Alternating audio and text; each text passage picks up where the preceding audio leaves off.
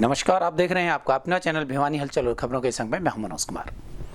आइए डालते हैं एक नजर आज के समाचारों पर। भिवानी जिले में बुधवार को सुबह तक आई रिपोर्ट्स के अनुसार 9 नए कोरोना पॉजिटिव केसेस सामने आए तो 17 केसेस ठीक भी हुए। इस तरह से अब यहां 129 एक्टिव केसेस बचे हैं। स्वास्थ्य विभाग की टीम ने लोगों से आपसी फिजिकल डिस्टेंस बनाने और मास्क लगाने की अपील एक बार फिर से की है। बुधवार दोपहर तक मिली जानकारी के अनुसार जिले में 9 कोरोना पॉजिटिव मामले सामने आए, जबकि 17 कोरोना पॉजिटिव ठीक हुए। ताजा आंकड़ों के अनुसार जिले में कोरोना पॉजिटिव के एक्टिव केसेस की संख्या 129 हो गई, जबकि कुल 22,231 कोरोना पॉजिटिव में से 21,469 मरीज स्वस्थ होकर घर भी जा चुके हैं। भिवानी में किए जा रहे विकास कार्यों को लेकर भिवानी महेंद्रगढ़ लोकसभा के सांसद चौधरी धर्मवीर सिंह ने अनेक विभागों के अधिकारियों के साथ बैठक की और सभी से जानकारी ली। विशेष रूप से स्वास्थ्य विभाग और सिंचाई विभाग द्वारा किए जा रहे कार्यों की समीक्षा की गई और अनेक योजनाओं के बारे में भी विस्तृत चर्चा की गई। बुधवार को लघु सचिवालय से डीआरडीए में विभिन्न विभागों की बैठक आयोजित की गई। भिवानी महेंद्रगढ़ लोकसभा क्षेत्र से सांसद धर्मवीर सिंह की अध्यक्षता में चली इस बैठक में विकास कार्यों को लेकर विस्तार से चर्चा की गई। वहीं इस दौरान कोरोना काल में हुए कार्यों और कमियों को लेकर स्वास्थ्य विभाग से भी विमर्श किया गया और जिले के विकास कार्यों में तेजी लाने संबंधी जरूरी दिशा निर्देश भी संबंधित अधिकारियों को दिए गए। देखिए, इस कोविड के समय में मॉनिटरिंग और विजिलेंस की मीटिंग की। आप इसमें मात्र पीडब्ल्यूडी के इरिगेशन, पब्लिक हेल्थ, बीएडआर और बिजली बोर्ड और ख़ास तौर पर हेल्थ डिपार्टमेंट, ये 5 विभाग ही आज हमने रिव्यू किया है। पीछे जो भी कमियां थी उनको दूर कैसे कर सकते हैं, भविष्य में जो कोविड जैसी बीमारी कहीं थर्ड वेव भी ना आ जाए, या अब तक जो भी कारगुजारी हैं हम उनको और सुचारू रूप से कैसे ठीक कर सकते हैं, चाहे वो डिस्ट्रिक्ट लेवल की बात हो, सब डिवीज़न लेवल की हो, सीएचसी हो या पीएचसी लेवल की हो, इनमें किस चीज़ की ज़रूरत पड़ेगी। इंफ्रास्ट्रक्चर के तौर पर बीएनआर से जो काम करवाना वो करेंगे, बिजली की जहाँ कमी है तो बिजली बोर्ड करेगा, पानी की कमी है तो पब्लिक हेल्थ करेगा, और उन पर क्या साजो सामान की ज़रूरत है, दवाई की है, मशीनरी की है, वेंटिलेटर की है, ऑक्सीजन की कमी है या और प्रकार की दवाइयाँ हैं, हर प्रकार का इलाज हम पीएचसी स्तर से लेकर सीएचसी पर और सब डिवीज़न से लेकर डिस्ट्रिक्ट हेडक्वार्टर तक कहीं ऐसी वेव ना आ जाए तो उसके लिए तैयारी हमारी कितनी है।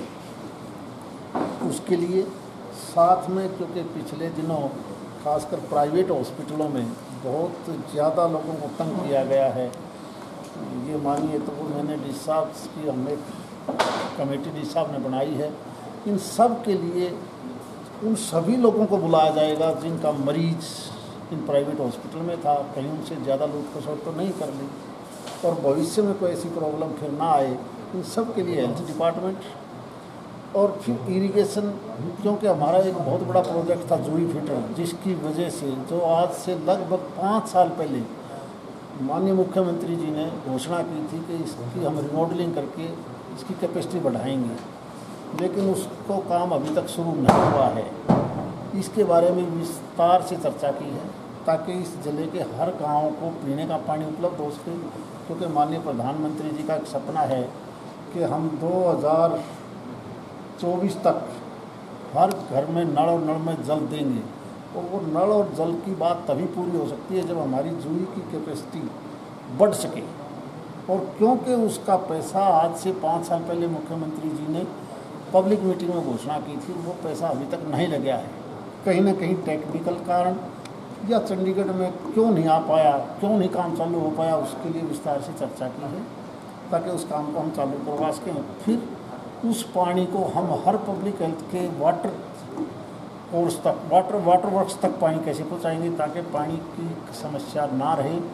पीने के पानी के साथ साथ इरिगेशन के लिए भी जो ज़मीन है, फसल के लिए भी, उसका हम प्रबंध कैसे कर सकते हैं, क्योंकि आजकल सूक्ष्म जिसको हम स्प्रिंकलर सेट और माइनर इरिगेशन, ड्रिप इरिगेशन के माध्यम से भी हम अपनी पैदावार कैसे बढ़ा सकते हैं, उसका पानी की उपलब्धता कैसे हो, वो डिस्कस किया है। यही बात बीएनआर, चाहे वो स्टेट बीएनआर हो या एनएच और एनएचएआई के मार्फत जितने रोड बनने लग रहे हैं, चाहे वो भिवानी बाईपास का मामला हो या हमारे अंदरूनी जितनी सड़कें हैं, चाहे वो प्रधानमंत्री ग्रामीण सड़क योजना के तहत है या स्टेट के बजट से है, उनका भी विस्तार से चर्चा की है ताकि पुलिस महानिदेशक हरियाणा के निर्देशानुसार 1 जून से 15 जून तक शराब का अवैध धंधा करने वालों के खिलाफ अभियान चलाया गया। इस दौरान जिला पुलिस ने शराब का अवैध कारोबार करने वाले 33 लोगों को हिरासत में लिया।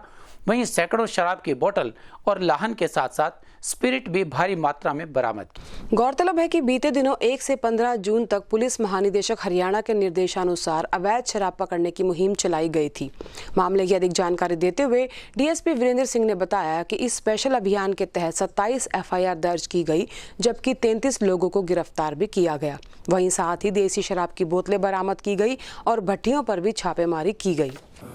पिछला एक जो पखवाड़ा था 1 जून से 15 जून तक, उसमें जो अवैध धंधा करते हैं, शराब का कारोबार या नशे का कारोबार करते हैं, उनके खिलाफ, शराब तस्करों के खिलाफ स्पेशल अभियान चलाया गया, जिसके अंतर्गत जिला भिवानी में 27 एफआईआर दर्ज की गई और 33 लोगों को गिरफ्तार किया गया। ये जो गिरफ्तार व्यक्ति हैं, इनसे 1849 देसी शराब की बोतलें, 8 जो है ना 4 चलती हुई भट्टियाँ, 92 बोतल जो है ना अंग्रेजी शराब, 122 बोतल बियर और 1200 लीटर लाहण जो है ना बरामद किया गया है। इसी दौरान 4000 से ऊपर जो है ना लीटर स्प्रिट भी बरामद की गई है।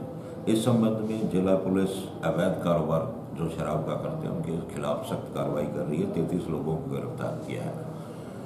इसी संबंध में मैं आपको बताना चाहूँगा कि भी हमने नाकाबंदी करी लॉकडाउन के दौरान, और जो मास्क नहीं लगाते, इसका पालन नहीं करते, ऐसे 501 व्यक्तियों के खिलाफ मास्क ना लगाने के चालान किए गए और मोटर व्हीकल एक्ट के तहत करीबन 9000 व्यक्तियों के खिलाफ जो है ना चालान काटे गए हैं।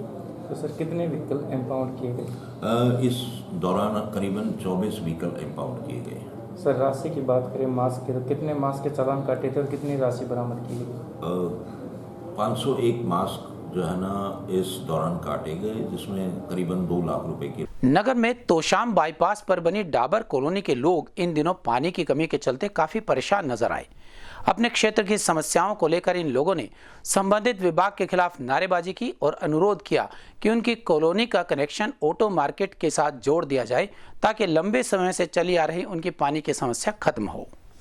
गर्मी का मौसम और पीने के पानी की कमी, ये हाल आजकल शहर के कई क्षेत्रों का है। इसी समस्या से जूझ रहे हैं डाबर कॉलोनी की गली नंबर 1, 2, 3 के लोग। इन लोगों की माने तो वे इस समस्या से 1-2 दिन नहीं, 1-2 महीने नहीं, बल्कि पिछले 2 सालों से जूझ रहे हैं। क्षेत्रवासियों का कहना है कि काफी दिन तक इनके क्षेत्र में पानी नहीं आता। अपनी इसी समस्या के समाधान के लिए डाबर कॉलोनी क्षेत्रवासी आज जन स्वास्थ्य विभाग कार्यालय पहुंचे और कार्यकारी अभियंता को अपना मांग पत्र सौंपा। वहीं विभागीय अधिकारी ने भी समस्या की गंभीरता को समझते हुए इन लोगों को समस्या के शीघ्र समाधान का आश्वासन भी दिया।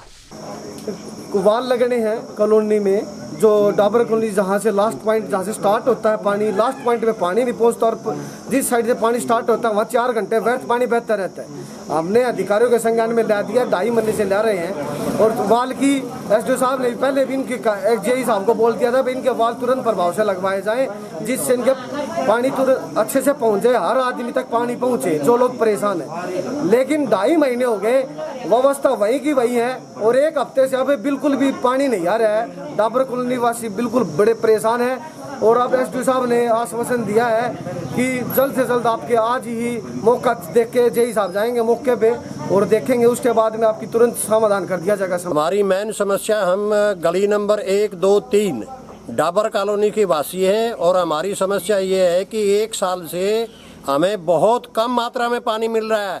यूँ कह सकते हैं कि जो आखिरी छोर पे है उन लोगों को तो बिल्कुल ही नहीं मिल रहा है। लोगों के जो पशु भी प्यासे हैं, और जो कपड़े लत्ता धोने के लिए पानी बिल्कुल नहीं मिल रहा है। तो हमारी जो है कार्यकारी अभियंता से ये करबद्ध प्रार्थना है कि हमारी कॉलोनियों में पानी पूरा पहुंचाकर कृतार्थ करें जी। डाबर कॉलोनी गली नंबर 2 तोशाम बाईपास के वासी हैं। हमारे यहाँ पानी नहीं आता बिल्कुल भी। हाँ, हम पानी से बहुत परेशान हैं। हमने बार यहाँ शिकायत की है जेई को, एन मौके पर जेई भी गया, लेकिन हमारे बाप पानी की एक बूंद नहीं पहुँचती, जिससे हमारे पशु सब पानी के बिना तिसाई पार्षद के पास की थी, पार्षद हमारे साथ है, वो हमारे यहाँ आए हुए हैं, लेकिन हमने जेई का एसडीओ का सब जगह शिकायत की है, लेकिन हमारी कोई सुनाई नहीं ये करी। पानी की दिक्कत है, पानी की दिक्कत की वजह से ये लोग आए हैं और इसकी आगे कार्रवाई यही है कि हम आप इनका मौका दिखवा के जिस तरह से इनका सिस्टम ठीक हो जाए वैसी कार्रवाई करेंगे और इनको पानी देंगे। जिले के गांव नीमड़ी वाली में किसान अपने खेतों में लग रहे टावर का विरोध लेकर उपायुक्त से मिलने पहुंचे। उनका कहना था कि उन्हें उचित मुआवजा दिया जाए क्योंकि टावर लगाने वाले खेत में किसान को फसल का पूरा नुकसान होगा। मांगे न माने जाने पर 17 जून से अनिश्चितकालीन धरने के बाद भी उन्होंने बिजली वितरण निगम और पावर ग्रिड द्वारा अवैध रूप से किसानों के खेतों में टावर लगाए जाने के विरोध में आज गांव नीमड़ी वाली की पंचायत उपायुक्त कार्यालय पहुंची। आपको बता दें कि इस संदर्भ में मंगलवार को गांव में महापंचायत आयोजित कर ये निर्णय लिया गया था। उपायुक्त कार्यालय पहुंचे पंचायत सदस्यों ने निगम और ग्रिड अधिकारियों पर किसानों को धमकी देने और झूठे मुकदमे बनाने के भी गंभीर आरोप जड़े। वहीं साथ ही उन्होंने जिला उपायुक्त को ज्ञापन सौंपकर बिजली लाइन से होने वाले नुकसान की भरपाई की मांग करते हुए उचित कार्रवाई की मांग की। तो हमारी ये कई सालों से एक समस्या है नीमड़ीवाड़ी और उसके आसपास के गाँव की। उसमें ये बड़ी बड़ी कंपनियाँ हैं और अपनी बड़ी बड़ी लाइनें निकाल देती हैं और उसका हमें मुआवजा नहीं दिया जा रहा। तो एक बार करीब 6 साल पहले एक समझौता हुआ था कि नीमड़ीवाड़ी और आसपास के गांव में 5.5 लाख रुपए पर टावर और 50,000 रुपये जिसके ऊपर से तारों की लाइन जाती है उनके दिए जाएंगे और आगे जब कोई भी लाइन आगे तो उसका आपको बढ़ के मुआवजा मिलेगा। और अब हरियाणा बिजली वितरण निगम और पावर ग्रिड अब 4-5 लाइनें एक साथ लेके आ रही हैं, उनका मुआवजा भी नहीं दिया जा रहा। और हम मुआवजे की बात करते हैं तो बिल्कुल हमें बरगलाया जा रहा है और डीसी साहब से मिलते हैं तो डीसी साहब बिल्कुल मीटिंग के लिए बुलाते हैं और फिर आगे की डेट रख देते हैं। उस डेट पे न तो किसानों को बुलाते, न पावर ग्रिड वालों को बुलाते और न हरियाणा बिजली वितरण निगम वालों को बुलाते और पीछे से पुलिस फोर्स भेज देते हैं और किसानों पर झूठे मुकदमे दर्ज करवा देते हैं। हमारे गांव के नज़दीक पावर प्लांट लगे हुए है और उस पावर प्लांट से बिना गिनती की लाइनें निकल रही हैं। जिस खेत में आती है तो पूरे किले को एक ही टावर कवर कर लेता है और उसमें उसकी जो हिदायतें हैं तो जिस किले में खंबा है उसमें नहीं, साथ वाले किलों में कोई कंस्ट्रक्शन नहीं कर सकते, ना साधन खड़ा कर सकते, ना कोई फूस वगैरह रख सकते, कोई चीज़ नहीं रख सकते। एक किला नहीं, उस जहाँ टावर आया तो समझो उसके चारों तरफ के 5 किले कंडम हो गए। राज्य सरकार के निर्देशानुसार सभी वाहन मालिक अब घर बैठे ही हाई सिक्योरिटी नंबर प्लेट और कलर कोडेड स्टिकर लगवा सकेंगे। कोई भी वाहन मालिक अपनी सुविधानुसार समय और तारीख चुनकर अपने वाहन पर सरकार द्वारा लॉन्च की गई वेबसाइट के माध्यम से नंबर प्लेट और स्टिकर लगवा सकते हैं। जिला परिवहन अधिकारी एवं सचिव प्रादेशिक परिवहन प्राधिकरण ने बताया कि सभी वाहन मालिकों को अपने 2 पहिया, 3 पहिया, 4 पहिया और कमर्शियल वाहनों पर हाई सिक्योरिटी रजिस्ट्रेशन प्लेट में कलर कोडेड स्पीकर लगवाना जरूरी है। उन्होंने बताया कि इस काम के लिए कलेक्शन सेंटर या डीटीओ एसडीएम कार्यालय के बजाय आप ऑनलाइन बुकिंग का विकल्प भी चुन सकते हैं। अब लोगों को ऑफिस में घूमने या भटकने की जरूरत नहीं है।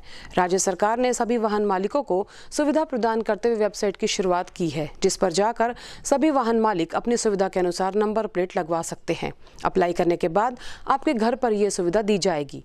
उन्होंने बताया कि एफसीसी स्कीम के तहत आम नागरिक इस सुविधा का लाभ उठा सकते हैं, क्योंकि कोरोना महामारी को देखते हुए संक्रमण को कम करने के लिए स्कीम को लॉन्च किया गया है। इसमें फेसलेस, कॉन्टैक्टलेस और कैशलेस स्कीम लॉन्च की गई है, जिसमें सभी वाहन मालिक बिना किसी अधिकारी से मिले डायरेक्ट अपना colour coded high security number plate लगवा सकेंगे।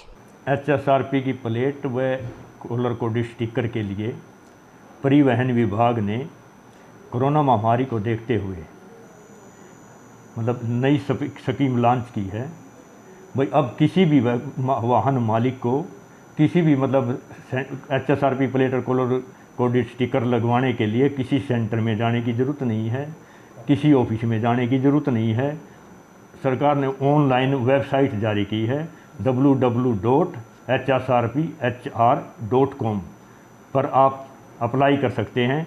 अप्लाई होने के बाद आपके घर पर ही HSRP प्लेट और कलर कोडेड स्टिकर आपके वाहन पर लगाया जाएगा। सर किस स्कीम के लिए? ये FCC स्कीम है, फेसलेस, कॉन्टैक्टलेस, कैशलेस स्कीम है। कोरोना महामारी को देखते हुए ये स्कीम तैयार की गई है, ठीक है, ताकि कोरोना महामारी में बचाव हो सके। किसी को किसी भी मतलब वाहन मालिक को किसी भी सेंटर पे या किसी भी दफ्तर में जाने की ज़रूरत नहीं है। आप सीधा ऑनलाइन वेबसाइट पे जाइए, ऑनलाइन अप्लाई करिए, आपके घर पर ही जाकर उत्सव लिंक कंपनी वाले आपके घर पर जाकर HSRP की प्लेट और कॉलर कोड स्टिकर आपके वाहन पर लगा कर आएंगे। सर, सभी वाहन मालिकों को अवगत करवाया जाता है कि कॉलर कोड स्टिकर अपने वाहन पर अवश्य लगवाना है। ये 3 कलर के होते हैं, पेट्रोल और CNG का ब्लू स्टिकर, डीजल का ऑरेंज स्टिकर तथा ग्रीन स्टिकर इलेक्ट्रिकल व्हीकल का है। ये सभी वाहन मालिकों से अपील है, ये कॉलर कोड स्टिकर अपने वाहन पर HSRP प्लेट के साथ अवश्य लगवाएं। कॉलर कोड स्टिकर अपने वाहन पर नहीं लगवाएगा तो उसका मोटर व्हीकल एक्ट के तहत चालान होता है। अगर आप केवल HSRP की प्लेट लगवाओगे और कॉलर कोड स्टिकर नहीं लगवाओगे तो कॉलर कोड स्टिकर का भी मोटर व्हीकल एक्ट में अलग से चालान होता है। इसलिए आप दोनों चीज़ HSRP प्लेट भी, कॉलर कोड स्टिकर भी अपने वाहन पर अवश्य लगवाएं। जिले के गांव तिगड़ाना में शॉर्ट सर्किट की वजह से घर में आग लगने का समाचार प्राप्त हुआ है। आग लगने के कारण घर में रखी हजारों रुपए की नकदी और साथ ही साथ लाखों का सामान जलकर राख हो गया। दमकल विभाग को फोन न मिलने पर पड़ोसियों ने आग बुझाने का प्रयास किया। सूचना मिलते ही पुलिस भी मौके पर पहुंच गई और अपनी जांच आरंभ कर दी।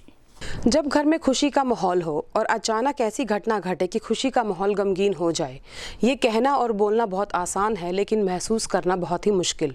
ऐसा ही कुछ घटित हुआ गांव तिगड़ाना में, जहां एक घर में बिजली के शॉर्ट सर्किट से आग लग गई और लाखों का सामान स्वाह हो गया। गौरतलब ये है कि इसी मकान में मालिक की लड़की के बेटे के जन्मोत्सव समारोह की खुशी चल रही थी और समारोह में देने के लिए जेवर और इलेक्ट्रॉनिक सामान के साथ साथ अन्य सामान भी रखा हुआ था, जो कि आग की भेंट चढ़ गया। घटना के समय मकान मालिक परिवार के साथ किसी परिजन के यहाँ गया हुआ था। पड़ोसियों द्वारा सूचना मालिक को दी गई। यहाँ आपको ये भी बता दें कि पड़ोसियों के कहे अनुसार दमकल विभाग को भी कई बार फ़ोन किया गया, लेकिन फ़ोन नहीं लगे और जब तक दमकल की गाड़ी पहुँची सब कुछ तहस नहस हो चुका था। वो एक्सीडेंट में एक्सपायर हो गए तो सभी घर के तो रात को वहीं पर गए हुए थे और बच्चे जो अपना अंकल जी हैं उस साइड सो रहे थे। 2 बच्चे छोटे, अकेले भी नहीं सो सकते और रात को शॉर्ट सर्किट की वजह से ये आग लगी, यहाँ पे नुकसान हुआ है। और ये पड़ोसियों ने देखा है तभी नहीं लगाया। पड़ोसियों का फ़ोन आया मेरे पास, उन्होंने बताया सुबह हम आए हैं और आके जो हालात देखे वो आप लोगों के सामने हैं। कोरोना की मार है, काम धंधा है नहीं, तो इनका जो कुछ भी सारा लग जाए, थोड़ा मकान दोबारा हो जाए, रिनोवेशन हो जाए, तो उसके लिए सरकार मदद करे। सरकार के हम आभारी रहेंगे। कैश भी बता रहे हैं और सूचक दे कहना उसके जेवरात भी थे, सूट और बाकी सामान भी था, तो लगभग 80,000 हो गया। 60,000 का सामान ले रखा था, 20,000 कैश था और टूम टाम थी और घर में जो भी इलेक्ट्रिक आइटम थे, फर्नीचर थे, वो बिल्कुल ख़त्म हो चुके हैं। और अगर मकान की छत को इंक्लूड करके देखें तो कम से कम 4 लाख का नुकसान तो है ही। तो इसका विशेष करके कोई भी सामान इस घर में जो है पहनने के लिए एक बुनियादी भी जो है शेष नहीं बची है। बिल्कुल बिल्कुल। और ये बेचारा गरीब आदमी है, खुद भी जो है बीमार रहता है। 6 लड़कियां हैं, लड़का बिल्कुल छोटा है, 4-5 साल का लड़का है। अब 2 लड़कियां बच्चे और हैं, उनका चोचक करना था। उसके लिए बाजार से इन्होंने जो है 80-90 हज़ार रुपये का तो कपड़ा लत्ता लेके रखा था और टूम ठेकरी भी थी, वो भी सारी ख़त्म हो गई और कपड़ा लत्ता भी ख़त्म हो गया। और चाहे वॉशिंग मशीन है, फ्रिज है, कूलर है, सब मटेरियल सारे का सारा जो है ये ख़त्म हो गया मटेरियल। और जो अंदर की जो छत है वो कड़ी की छत है, तो छत पूर्ण रूप से डैमेज होगी। छत डैमेज होगी तो उसके ऊपर एक चौबारा भी डैमेज हो गया। तो ये अनुमान है, इन्होंने सुबह 3-4 बजे आसपास के दमकल विभाग के पास भी कॉल किया, लेकिन किसी कारण से आके आग बुझाई है नहीं, दमकल के पास फ़ोन लगा नहीं। जब अग्नि जारी थी उस समय दमकल के पास फ़ोन लग नहीं पाया। दमकल वाले सुबह लगभग 6 बजे यहाँ आए। उन्होंने आके आग तो उस टाइम तक जिन पड़ोसियों ने सभी ने मिलकर जो है ना सहयोग से आग को बुझा दिया था। और बुझाने के बाद जो है दमकल वाले 6 बजे आए, उन्होंने अपना जो भी निरीक्षण किया वो निरीक्षण कर लिया। तो चलाते हैं मेरे पापा, अब लॉकडाउन में वो भी बंद पड़ा है और कभी कभार मम्मी चली जाती है मजदूरी करने, उसी से घर खर्च चलता है। और पापा तो अक्सर बीमारी रहते हैं, कभी कभी काम कर लेते हैं। और आप देख ही रहे हैं ये इतना नुकसान हो गया हमारा। 6 बाण हो, कै बाण ब्याह कै बाण कुंवारी है?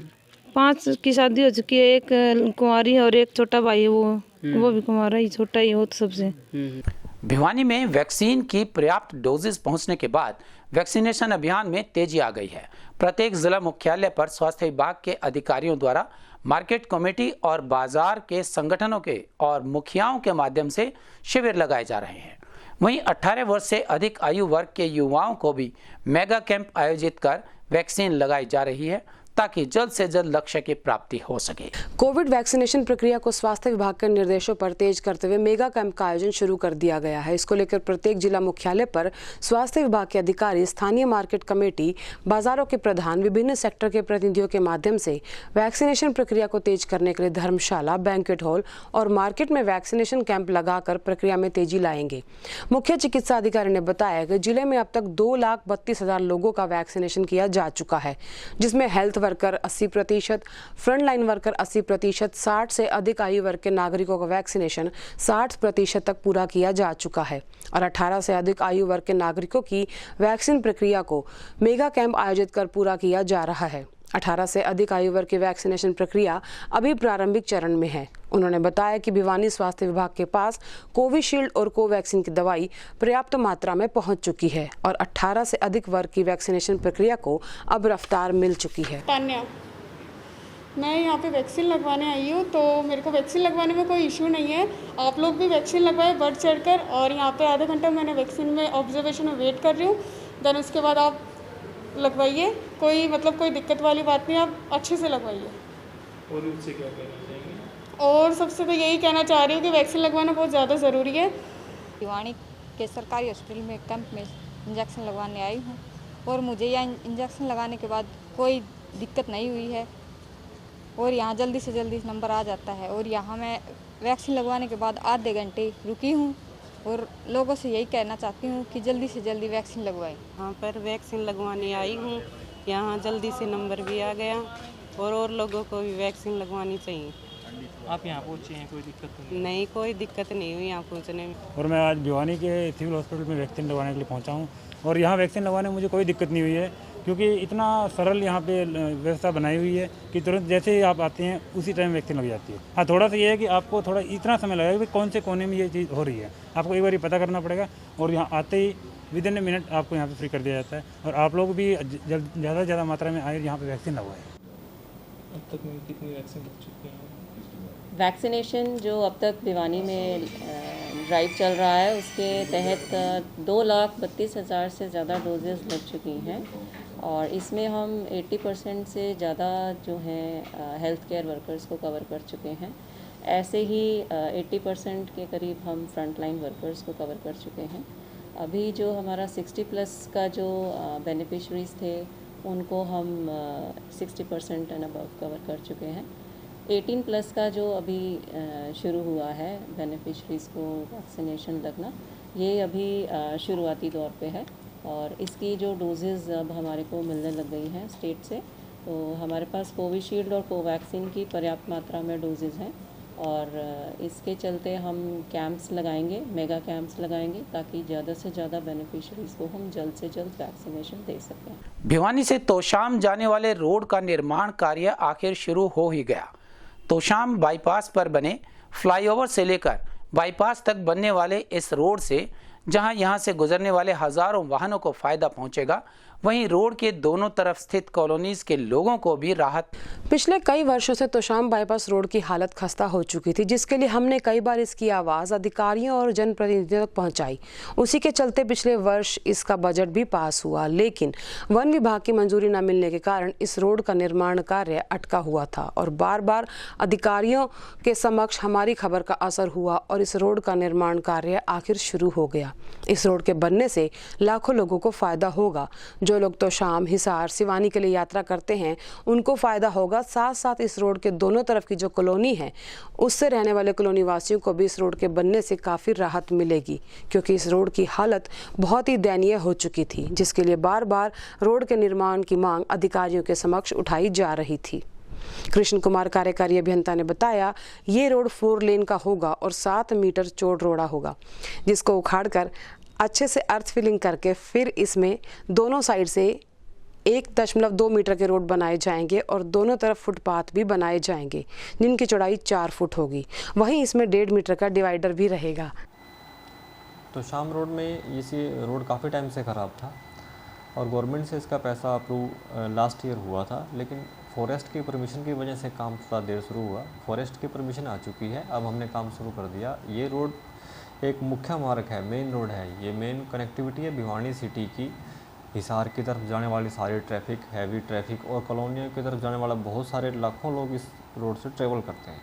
ये रोड बन जाने के बाद और अच्छे प्रारूप में आने के बाद लोगों के लिए बहुत ही सुविधाजनक होगा और इससे बिल्कुल जो आज के टाइम में दिक्कतें हैं वो बिल्कुल ख़त्म हो जाए। जो हमारा ओवरब्रिज से आगे बाईपास तक जाता है, ये हमारा 4 लेनिंग का प्रपोजल है और इस हम रोड को कंप्लीट जो 7 मीटर का एग्जिस्टिंग रोड है कंप्लीट डिसमेंटल करके इसमें अर्थ फिलिंग करके और फिर इसको हम पूरा 4 लेन बनाएंगे। इसमें 1.5 मीटर का डिवाइडर रहेगा, 7.25 मीटर दोनों साइड में हमारे रोड बनेंगे और उसके अलावा फिर एंड में जाके हम फुटपाथ बनाएंगे 4 फुट का और बीच में जो जगह बचेगी उसमें प्योर ब्लॉक लगाए जाएंगे। हमारे संग में बस इतना ही। अगले अंक के लिए देखते रहेगा आपका अपना चैनल भिवानी हलचल।